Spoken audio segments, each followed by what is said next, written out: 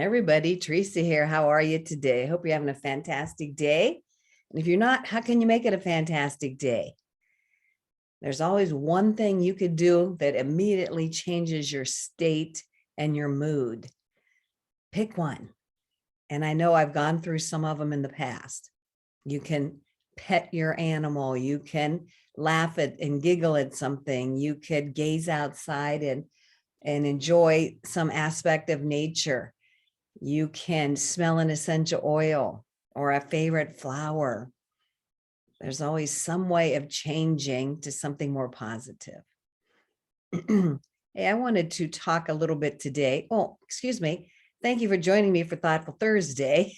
Almost forgot that.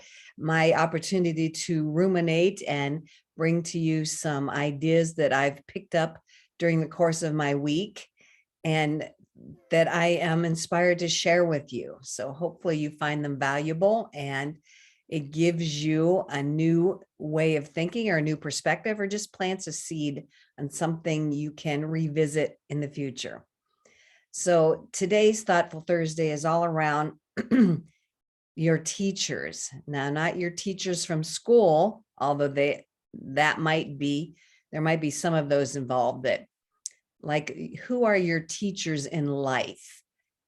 Some teachers can be your relatives, people close to you. It can be somebody you met along the way and they just taught you, and not just information, which I'm all about information. I love information. I love the process of learning. That's one of my strengths, but something that is like a life lesson or life lessons. So I'm having to deal with my mom's transition from this life. And I have often thought, it took me a while to realize this, that she has been one of my greatest teachers, not in the parent way, but just in ways of thinking and mindset and self-talk and the way she thought of herself or thinks of herself, and the power of the mind and the power of words. All of those have come from her. And it was a real epiphany when I realized that some of the stuff I grew up with, some of the beliefs, some of the ways of thinking, the patterns were not mine.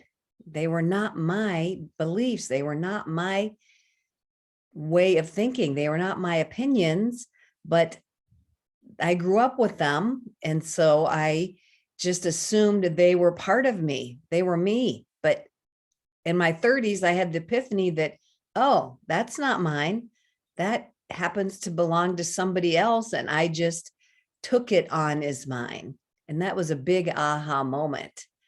That kind of freed me and gave me the option and the privilege and the freedom to go in a different direction and think on my own and create my own identity and create new beliefs and new ways of thinking.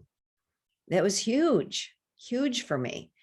And then as I got a little bit older, then I started to realize, yes, we have had our issues.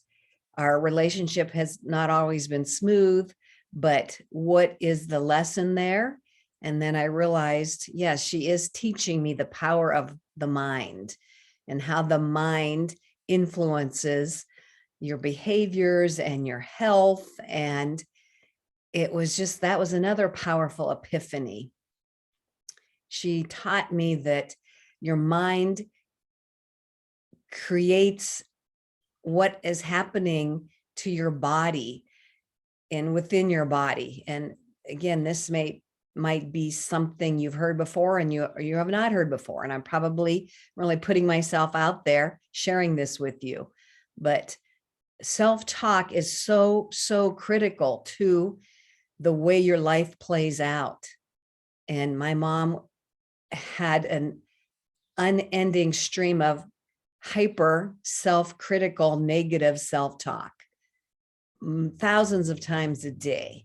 Sometimes she would verbalize them and sometimes she wouldn't, but I could hear her saying it to herself. And it was, again, an epiphany when I realized that, how self-talk influences what's going on here physically, mentally, emotionally, spiritually.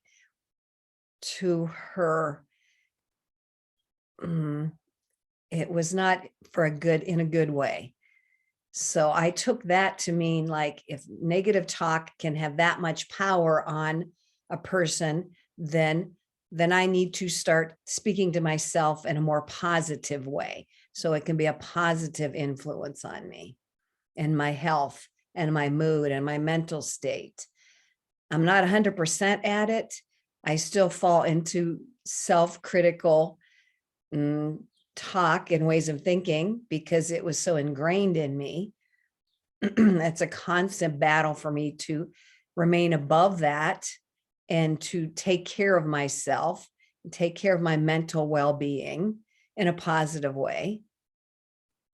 And it's been getting better and easier, but it's been a journey I've been on for a very long time. But that was because I saw the negative part on the negative spectrum play out negatively. And I decided to turn that around and allow it to play out more positively in my life. So again, it's still a work in progress for me, but I hope that was helpful for you to think about the people in your life from the past, the present.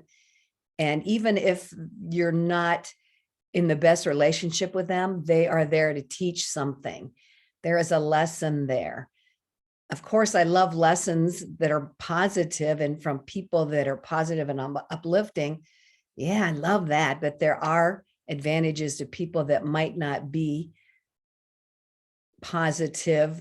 You think of positive influences, but if you really spend time thinking about it, I'm sure there's gems in there that you can uncover and embrace and be grateful for. I'm very grateful to my mom for giving me that lesson.